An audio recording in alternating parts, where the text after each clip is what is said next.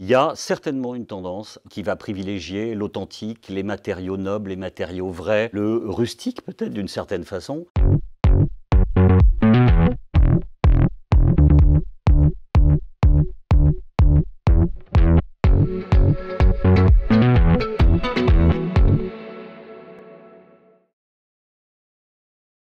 La typographie, c'est pas le seul marqueur d'une identité visuelle, mais c'est un marqueur assez central, dans la mesure où c'est un des éléments qui va participer à la reconnaissance de la marque, à son identification, et puis un des éléments qu'on va retrouver probablement tout au long du parcours client. Donc c'est quelque chose d'assez fondamental, et c'est ce boulot qu'on a récompensé pour l'État français. On a trouvé que le boulot qui avait été fait par 4 était remarquable. On a trouvé que, justement, l'enjeu d'avoir quelque chose d'identitaire, mais en même temps reconnaissable tout de suite, se dire voilà, c'est l'État français, c'est le gouvernement qui nous parle, et donc relié aux gens, mais en même temps très neutre et effacé, justement pour pas être trop marqué, était parfaitement bien fait. Et d'autant plus avec un ancrage dans la réalité d'aujourd'hui, c'est-à-dire d'être perçu absolument sur tous les points de contact. Et c'est cette cohérence qui a été assez remarquable, que ce soit sur les écrans, sur le print, sur voilà, des lieux. Exercice d'équilibriste parfait.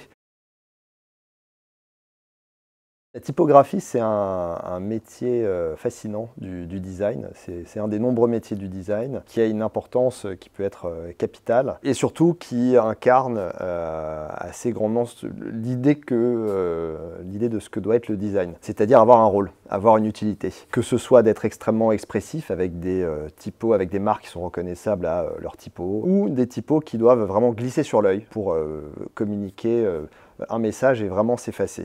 Et entre ces deux mondes, très signalétiques ou très identitaires, plein de choses sont possibles. Les typographies ont contribué à établir des marques très puissantes, et je pense dans la grande consommation bien sûr à Coca-Cola, qui est une marque magnifique et qu'on ne peut pas imaginer sans sa typographie. Je pense dans d'autres univers, notamment celui de la publicité par exemple, de Volkswagen, la Futura noire sur fond blanc qu'on a vu pendant des années, qui identifiait immédiatement, sans qu'on voit la moindre allusion à la marque Volkswagen, qui identifiait immédiatement qu'on parlait d'une voiture et d'une Volkswagen. Donc c'est un marqueur très, très fort. Plus formelle, qui n'est pas inintéressante, mais qui a un mouvement de fond depuis pas mal de temps, le motion, et en fait la vie, et être dans cette dynamique. Et je pense que c'est d'autant plus important cette année, année particulière, année Covid, où on a vu des exercices, et d'ailleurs c'est quelque chose vraiment à saluer, des exercices assez remarquables, avec des identités vivantes, avec justement ce motion, et l'association de ces deux mondes, donc le design en lui-même, l'identité de marque, l'expression d'une idée mise en mouvement. Les tendances du design ont toujours épousé les tendances de manière générale. C'est-à-dire que si on a une consommation qui est de plus en plus virtuelle, ce qui semble quand même être le cas, et si les écrans sont de plus en plus importants dans notre vie, les designers vont donc travailler sur des interfaces qui seront de plus en plus digitales, et donc sur des expressions qui seront de plus en plus simples, de plus en plus flat, comme on dit. Donc je pense que la tendance du flat design, c'est une histoire qui est encore devant nous. Je pense que l'iconisation des marques, leur simplification, la réduction des messages